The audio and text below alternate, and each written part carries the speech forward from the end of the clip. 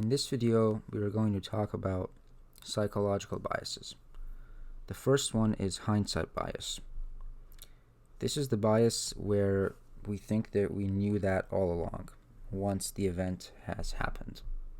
So an example would be, you say, Madrid might win the UCL this year, but I'm not sure, and then Madrid wins the UCL and you're like, oh yeah, I was right. I knew for certain they were going to win. Let's talk about judgmental overconfidence.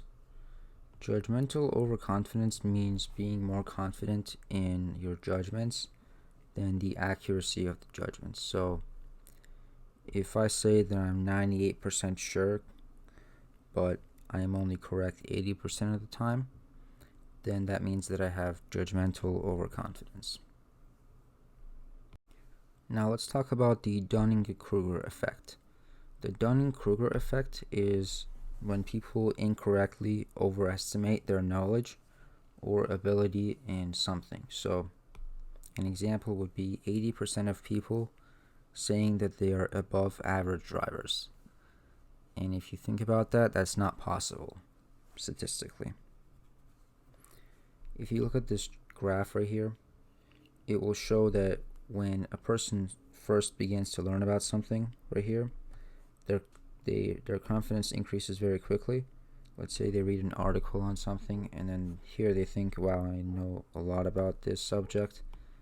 But then if they continue learning about it, they realize that they don't know a lot, so the confidence goes down.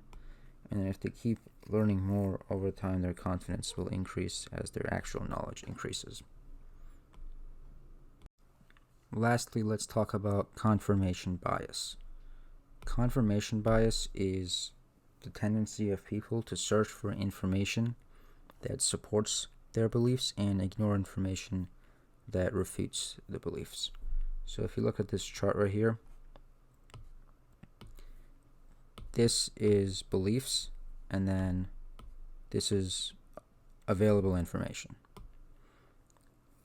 The tendency for people is to ignore this part of the evidence where it doesn't support the beliefs, doesn't match up with them, but people also want to look for this type of evidence and to emphasize its importance.